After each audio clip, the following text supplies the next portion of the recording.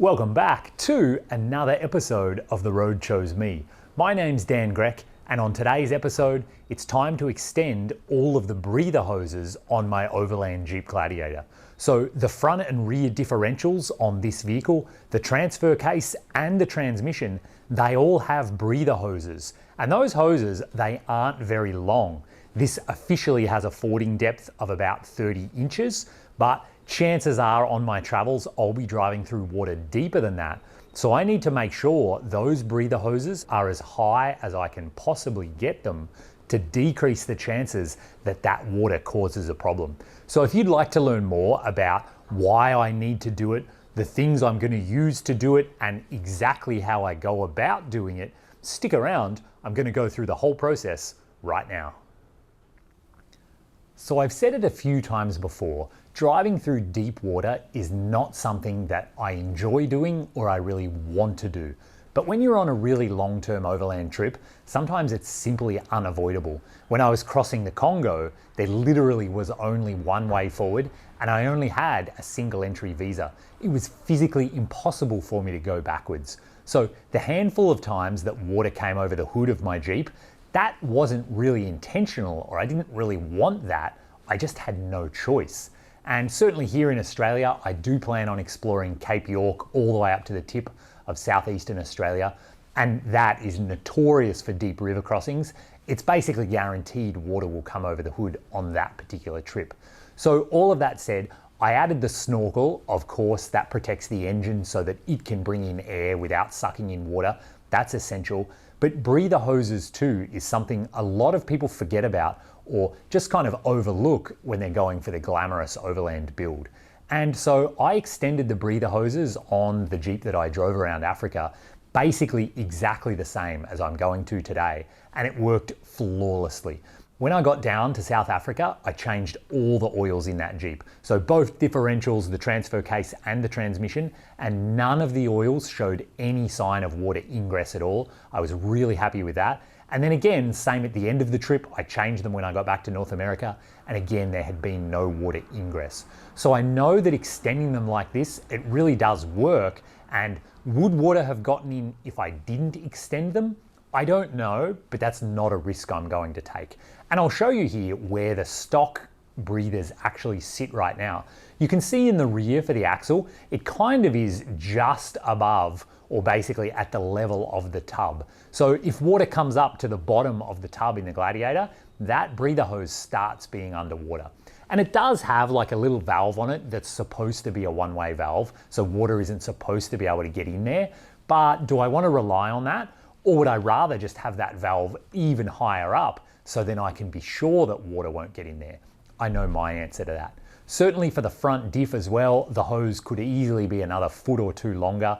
And for the transfer case, here's the little breather hose. You can see this thing is tiny and essentially means right on top of the transfer case is where the water level sits. So I personally, again, would rather have that as high as possible. So to get this job done, it's really not complicated. I bought some 1/4 inch fuel line hose. I just got a roll of it here. I think it's 25 feet. And essentially all I do is I pull off the existing breather hoses. I'll put this on and I'm going to use little C-clamps, they're called here in Australia, or spring clamps. These are the kind of little clamps you just squeeze with a pair of pliers. Then I'll be able to slide it over the end of the hose. And when it springs out again, it'll clamp the hose down onto the little nipple on the axle and then also onto the other end where that little one-way valve is going to be. This is just to ensure that they can't easily come off. And other than that, I just need to route hoses to sensible places to get them as high as possible and obviously keep them out of harm's way. You don't want them to touch the exhaust. You obviously want enough length that when the rear axle droops, it doesn't stretch this hose and maybe even pull it off the fitting, all of those kinds of considerations. And I'll probably wind up using a big handful of zip ties to zip tie it the length of the frame rail. And again, I won't put it on the bottom of the frame rail because I wouldn't want it to get crushed by a rock or something. I'll find a place maybe up on top of it or maybe beside it, however it works to zip tie. And that's essentially all I have to do. Today, I've got the 2 axles to think about, the transfer case and the 8-speed automatic transmission that's in my Gladiator. So it's time to get cracking. Let's crawl underneath and I'll show you what I'm talking about. All right, so here I am down under the back of the Gladiator. You can see the spare tyre right above my head. And if we have a look here, right on top of the rear axle, that's the breather hose coming off right there. And you can see it has one of those little C-clip things on it that I was talking about. And if we follow it along, this breather hose goes up here and it actually ends right up in there. There, you can see the little fitting on the end of it. So height-wise, it is directly underneath the tray of the Gladiator. So if you went through water that's deeper than the tray, that thing is going to be underwater, and then it's just a question of whether or not it lets in water. And so I'm going to start here at the back on the rear axle because I feel like it's the easiest. I'll pull the old one off and then I'll put a new one on and I'll show you where I'll route it to.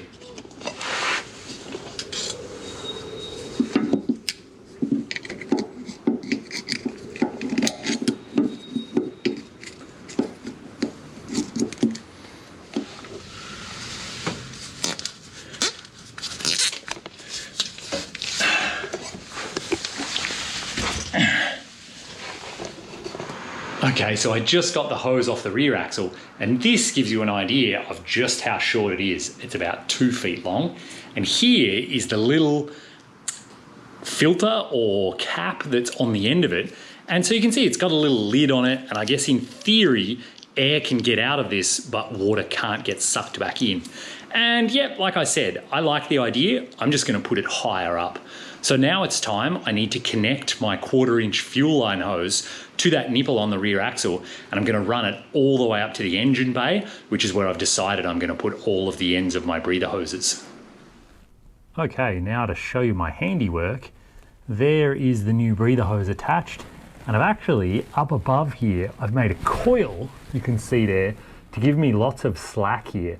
I haven't decided yet on suspension, so I don't know how much I need, but I'll definitely come back at a later date and zip tie this and make sure that there's enough slack for the axle to droop, but make sure this won't rub on anything and cause trouble.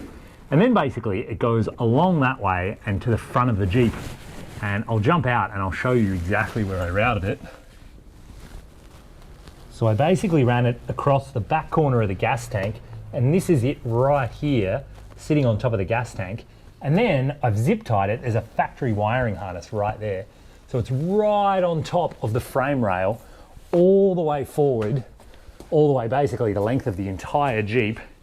And then here in the engine bay, I decided to make it come out. It's right here in the back corner. And it's got a bit of extra length for now. I'll figure that out in a minute. But I thought this is a space here in this particular Jeep where there's a bit of space.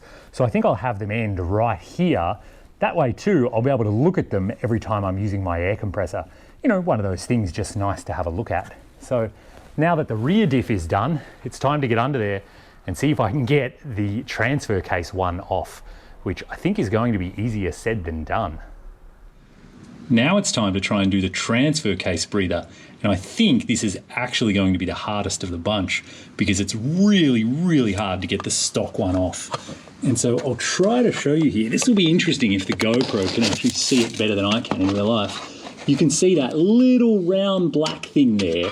That is actually the top of the stock breather. So it's that little guy right there that I'm tapping, and that's how long it is. It's only about 1 inch long, and then it goes at a right angle and it goes up for 1 inch. So it's attached to the transfer case right there. And I'm currently at the back of the transfer case. So this is the rear drive shaft coming out next to me. So if you reach in from the back, like I just did, I can actually get my hand on it, and I think I'll be able to get it off there. And then of course, once I've got it off, I have to make sure I can reach in there and get the new one on. So wish me luck. I'll see if I can reach up in there and have some success. Okay, wow, so there's a bit of a surprise I wasn't expecting. This is the tiny little transfer case breather, and you can see it has that same barb on the end of it to stop the water getting in. You can see how tiny it is.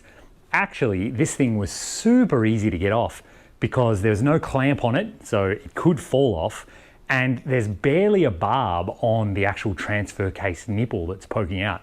There is a barb there, but it's nothing like the one on the rear axle that really grabbed onto the hose when I tried to slide it off.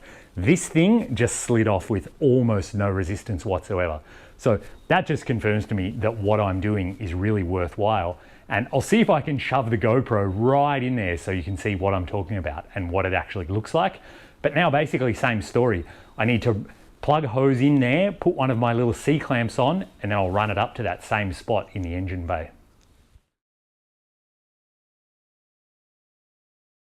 Whew, okay, so after crawling around underneath this thing for a significant amount of time, I've run the hose from the transfer case also up here to the same front corner. And I put both of the original valves back on the end of the hose and then used zip ties to hold them on. And you can see they're both right here in this very top corner of the engine bay. And this is almost identically the same place I had them in the Jeep I drove around Africa. And is there a chance that they'll go underwater if I drive through severely deep water?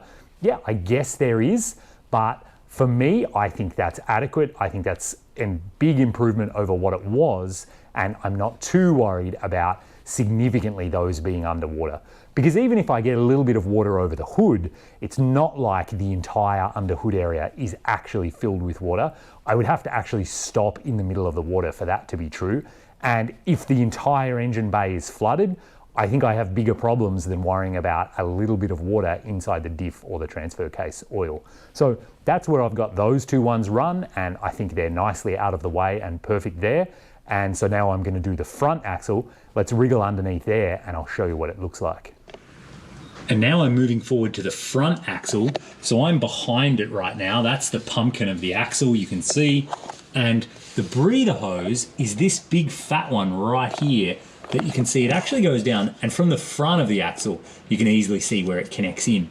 But I showed you this angle because we can follow it up there.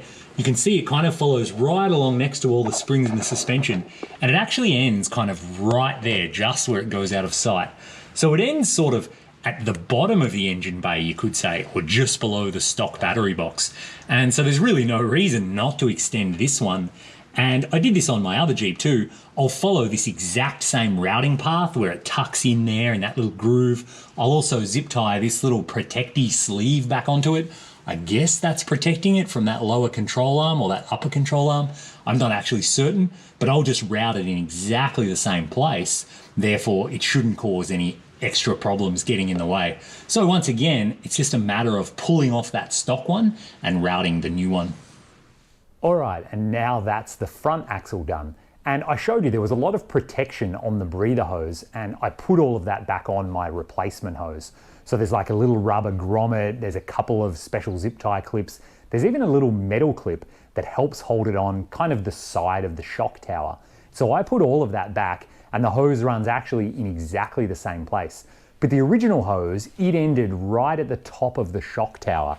So I'm gonna say that's kind of like at the very bottom of the factory battery or even the big fuse block. And so what I've done is my hose comes up basically the same path, and then here it is here coming just that little bit extra. So it's probably only about a foot longer than the original hose, but I think that's gonna make quite a bit of difference. And so all I need to do now is I'm just gonna zip tie it here, probably to this radiator overflow hose or something. And so essentially then it's sitting at the very top of the engine bay, basically level with the top of the engine shroud. And so again, I think that provides sufficient protection for my front diff.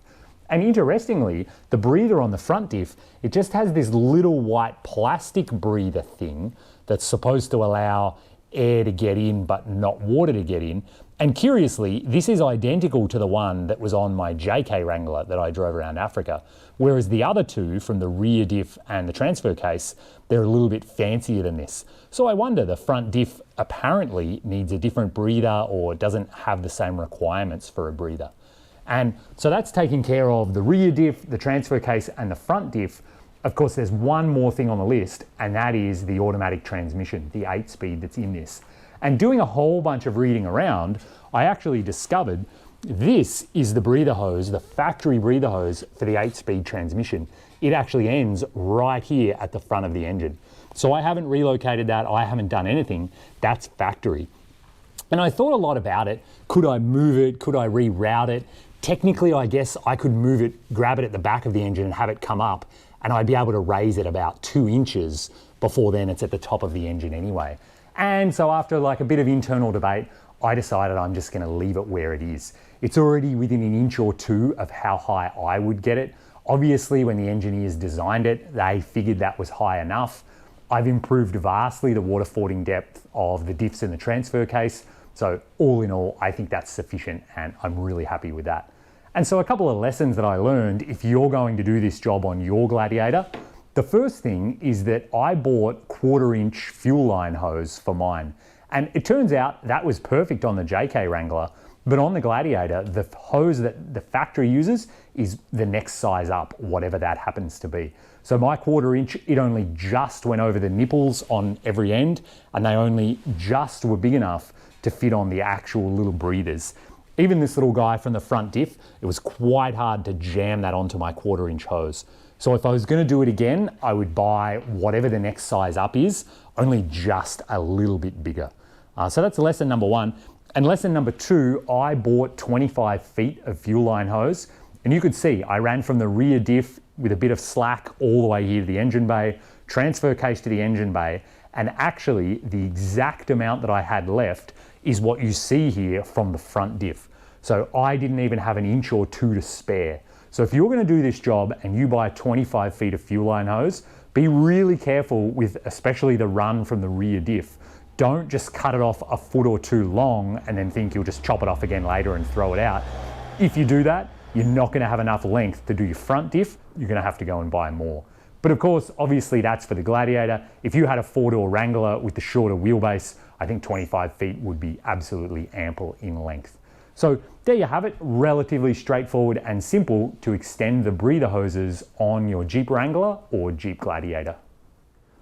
So I hope that video has been helpful and I hope it gives you a good idea on how to extend the breather hoses on your Overland vehicle. Whatever brand and type of vehicle it is, the outcome or how you go about it is going to be really similar to what you've seen me do in this video. And so if it has been helpful, please do hit the thumbs up button, subscribe to the channel. There's still quite a few more videos to come on the build of my Gladiator before I can hit the road and start having adventures around Australia. And if you'd like to get behind the scenes content, early access to my videos, talk to me about why I'm doing the things I'm doing, get info about where I'm going to be sleeping, and even have input on my trip and meet up with me as I'm traveling around Australia, all of that stuff is available to my supporters over on Patreon. So from just $5 a month, these guys are helping me bring these videos to life and getting a whole bunch of behind the scenes extra awards. So there's a link down in the description. Head over there and you'll see the kinds of things that are available to people who support me over there. So once again, thanks for watching, stay safe out there, and maybe I'll bump into you on the road.